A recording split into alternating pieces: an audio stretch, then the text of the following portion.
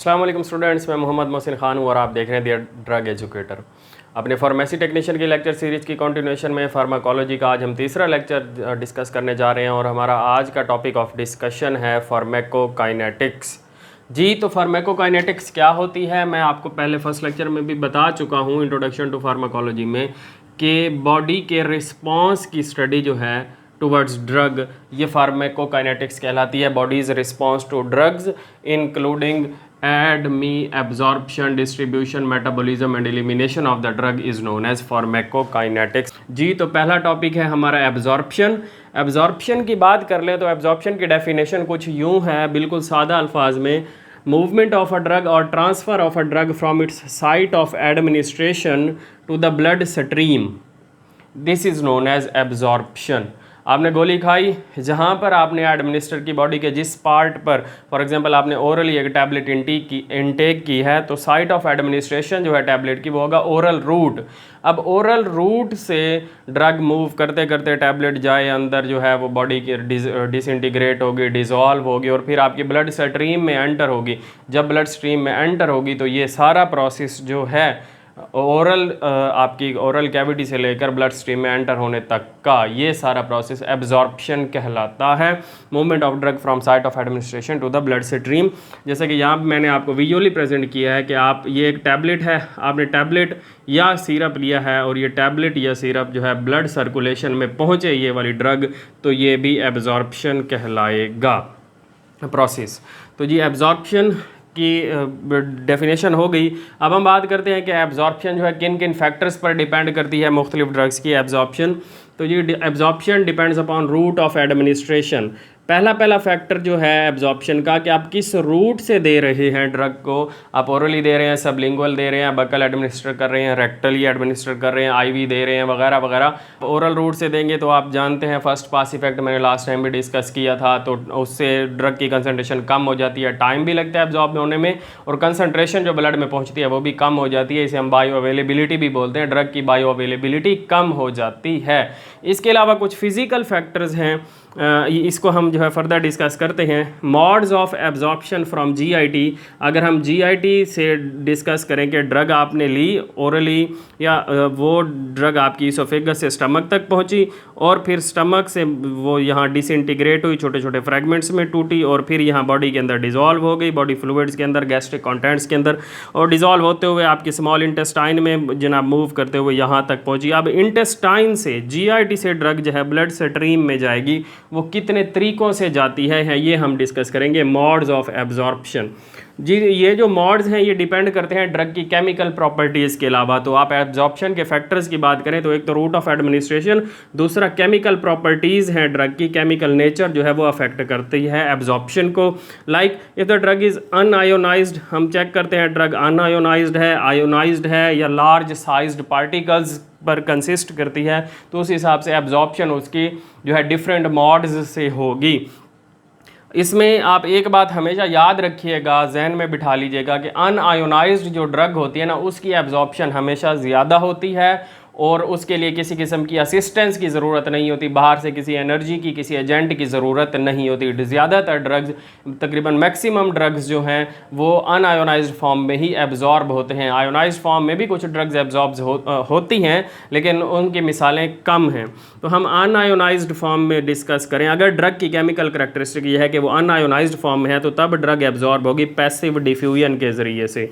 जी, कौन सा यहाँ मॉड होगा एब्जॉर्प्शन का, वो होगा passive diffusion. Passive diffusion simple diffusion है, ऐसी डिफ्यूजन जो खुद ब खुद हो, जिसके अंदर एनर्जी की ज़रूरत ना हो।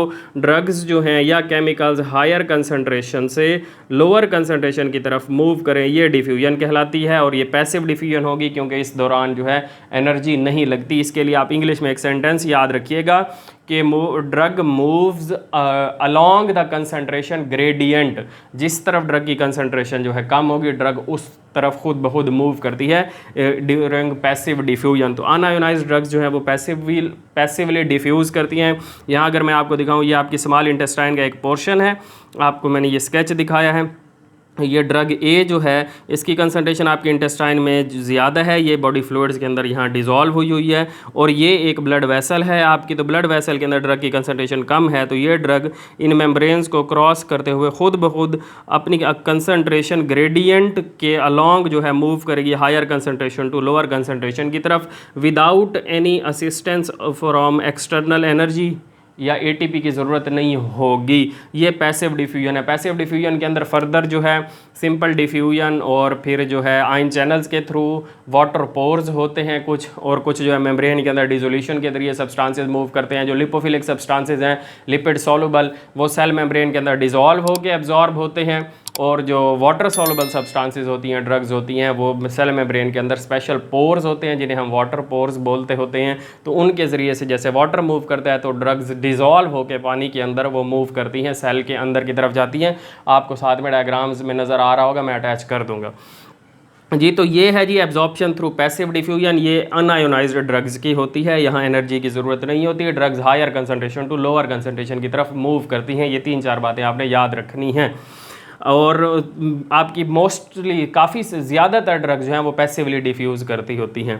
उसके बाद दूसरी केमिकल प्रॉपर्टी, अगर ड्रग जो है अनआयोनाइज्ड फॉर्म में है, ड्रग अनआयोनाइज्ड फॉर्म में अगर होगी, सॉरी आयोनाइज्ड फॉर्म में, अनआयोनाइज्ड डिस्कस कर लिया हमने, आयोनाइज्ड फॉर्म में अगर ड्रग होगी तो उसकी मूवमेंट जो एक्टिव ट्रांसपोर्ट के ज़रिए होती है।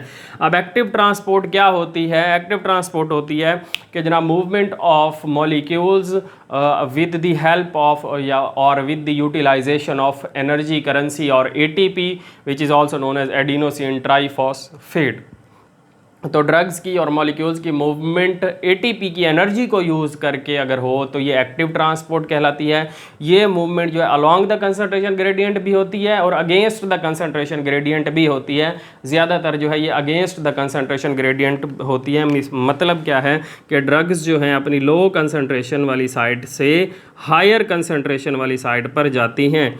ये बिल्कुल ऐसे है जैसा कि एक ढलवान है, आप रास्ते में जा रहे हैं और एक ढलवान आ गई है या पहाड़ी है, तो आपने पहाड़ी के ऊपर चढ़ना है तो आपको कॉन्टीन्यूसली एनर्जी लगानी पड़ेगी। आपने स्टेप उठा के बार बार रखने हैं, या आप साइकिल पर हैं तो आपको बार बार पैडल चलाने हैं। लेकिन अगर आप ढलान से नीचे आ रहे हैं, पहाड़ी से नीचे आ रहे हैं, तो आप चाहे अब जो है स्टेप या पेडल्स ना चलाएं अपनी साइकिल के, बाइसिकल के, तो ख़ुद ब खुद आप जो है नीचे मूव करते हैं पहाड़ी से। खुद ब खुद मूव करने वाला सिनेरियो पहाड़ी की चोटी से नीचे आने वाला वो होता है पैसिव डिफ्यूजन का, और जनाब पहाड़ी के ऊपर चढ़ने वाला जो मैकेनिज्म है वो एक्टिव ट्रांसपोर्ट का है, lower concentration to higher concentration. इस दौरान जो है एनर्जी यूज़ होती है और वो एनर्जी जो है एटीपी प्रोवाइड करता होता है, एडिनोसिन ट्राइफॉस्फेट। असल में इसके अंदर 3 फॉस्फेट होते हैं, एक फॉस्फेट बॉन्ड टूटता है, वो एनर्जी जो है रिलीज़ करता है, तो ये एडीपी में कन्वर्ट हो जाता है और वो एनर्जी जो है ये मॉलिक्यूल्स की मूवमेंट में यूज़ होती है।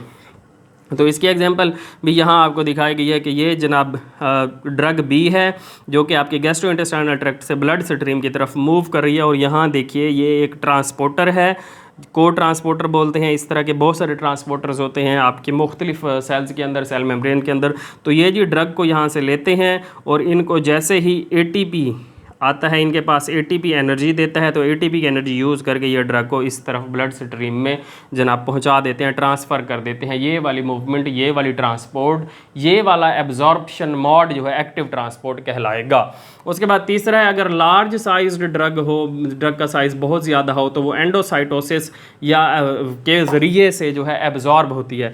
अब एंडो जो है वो इस वर्ड से आप याद रखें, इनसाइड साइटोसिस में साइटो का वर्ड जो है ये सेल का है, तो एंडोसाइटोसिस का मतलब है सेल के अंदर ड्रग्स का या मॉलिक्यूल्स का मूव करना। इसका अगर मैं आपको एक स्कीमेटिक डायग्राम दूं तो ये जनाब एक सेल है, आप फ़र्ज़ कर लें, और ये सेल की एक मेम्ब्रेन है। तो ये अगर सेल के गिर्द जो है कोई सब्सटेंसेस या ड्रग्स आती हैं और सेल ने उन्हें एब्जॉर्ब करना होता है, उनका साइज़ बहुत ज़्यादा है, तो जनाब सेल की मेम्ब्रेन इनके गिर्द जो है अराउंड एक कवरिंग बना लेती है। ये इसको आप थोड़ा सा यूँ देखिए कि ये जनाब जिस सब्सटेंस को सेल ने एब्जॉर्ब करना है उसके गिर्द जो है सेल मेम्ब्रेन यूँ कर्व सरफेस जो है उसमें शेप में कन्वर्ट हो जाती है, और ये वाली ड्रग जो है इस कर्व्ड सरफेस में सेल मेम्ब्रेन के अंदर मूव करती है इस तरह से। और बाद में सेल मेम्ब्रेन का ऊपर वाला पोर्शन जो है बाकी ये आपस में अटैच हो जाता है और ये वैक्यूल की शक्ल में जो है ड्रग सेल के अंदर आ जाती है। इस तरह से वैक्यूल की शक्ल में ये वाली जो ड्रग की एब्जॉर्प्शन का मोड है ये एंडोसाइटोसिस कहलाता है। एंडोसाइटोसिस जो है बहुत सारे मॉलिक्यूल्स की ड्रग्स की भी एब्जॉर्प्शन इस तरह से होती है और इसके अलावा बॉडी में बहुत सारे और मॉलिक्यूल्स की एब्जॉर्प्शन भी एंडोसाइटोसिस के ज़रिए होती है। इसके फर्दर दो टाइप्स होती हैं, पिनोसाइटोसिस और फैगोसाइटोसिस। अगर लिक्विड मॉलिक्यूल्स को टेक करें सेल वैक्यूल्स की फॉर्म में तो पिनोसाइटोसिस, और सॉलिड मॉलिक्यूल्स को अगर इस तरह से इंगल्फ करें तो ये जनाब फैगोसाइटोसिस कहलाती है। इसी के अपोजिट जो है ड्रग की एक्सक्रीशन का मैकेनिज्म भी है कि जबकि जो है सेल ने किसी सब्सटेंस को एक्सक्रीट आउट करना होता है, ये वैक्यूल वापस जाके सेल मेम्ब्रेन के साथ फ्यूज़ होता है, ड्रग को निकाल देता है और ये वैक्यूल की जो मेम्ब्रेन है सेल मेम्ब्रेन का पार्ट बन जाती है। तो ये जी तीन मॉड्स हैं एब्जॉर्प्शन के, और फैक्टर्स भी आपने देख लिया रूट ऑफ एडमिनिस्ट्रेशन के अलावा ये केमिकल प्रॉपर्टीज़ ड्रग्स की ये भी फैक्टर्स में आएंगी। और मॉड्स ये हैं पैसिव डिफ्यूजन, एक्टिव ट्रांसपोर्ट और एंडोसाइटोसिस।